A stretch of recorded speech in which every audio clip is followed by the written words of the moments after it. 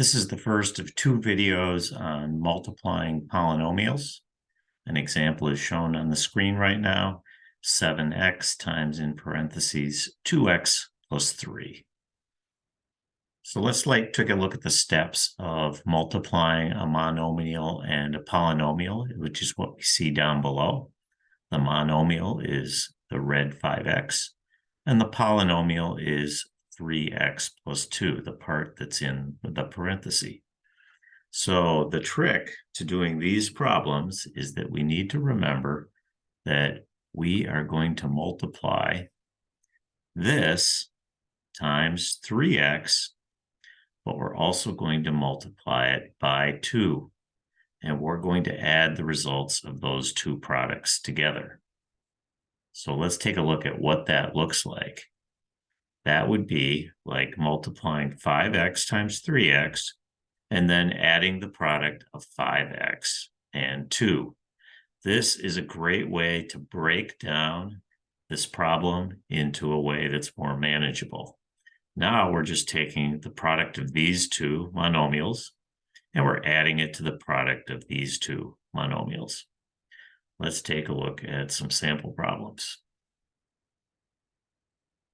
So in the first one, we're multiplying just the number 4 times in parentheses x plus 2. So we're going to multiply 4 times x, but we're also going to multiply 4 times 2.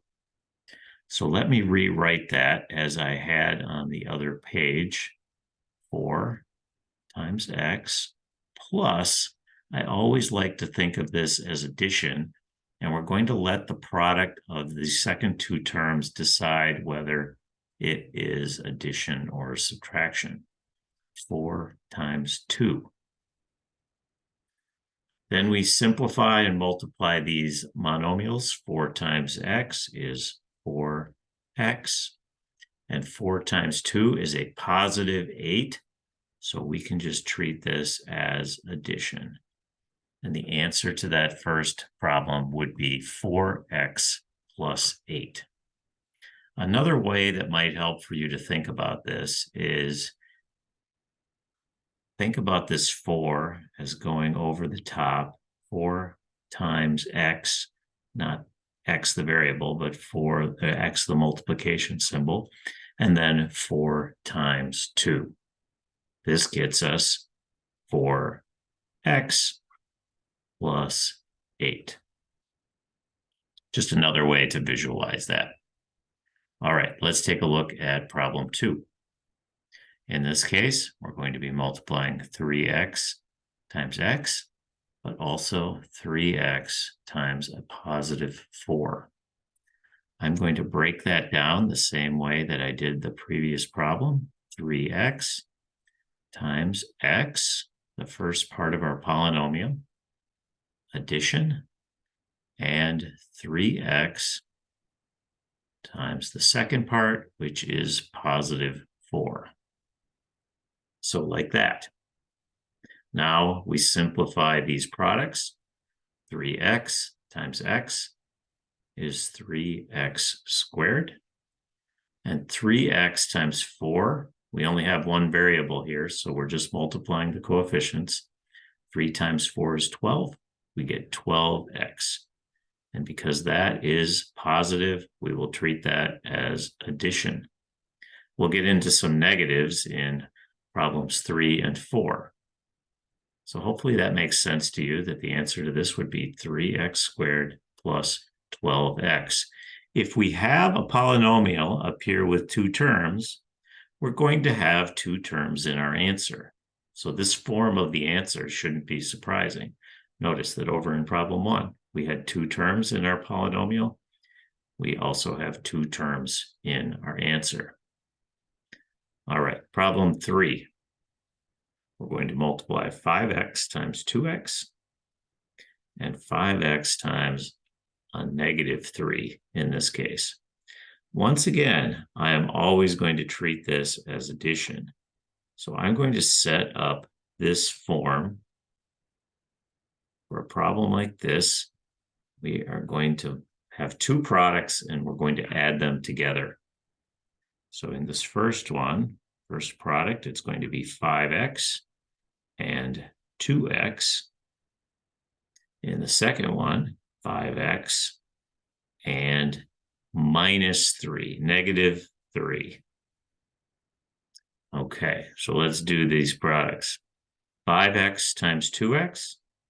5 times 2 is 10. X times x, x squared, x to the second power.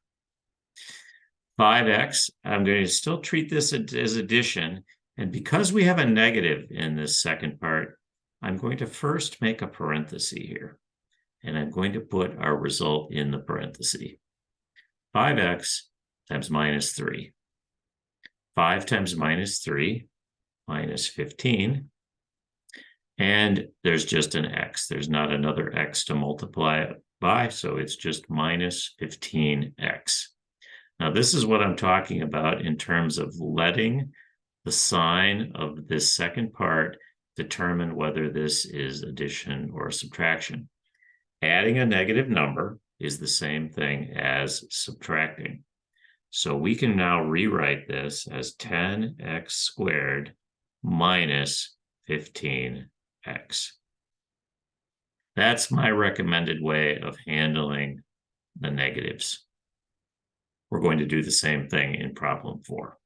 So we'll get another chance to practice that. 2a squared times 3a and 2a squared times minus 1. I'm keeping the sign of this as part of the number, minus 1. I'm going to diagram that the same way. We're going to have the product of two things here, plus the product of the next two.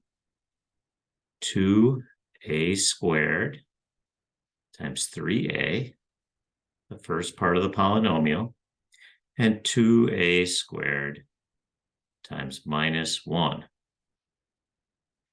2 times 3 is 6.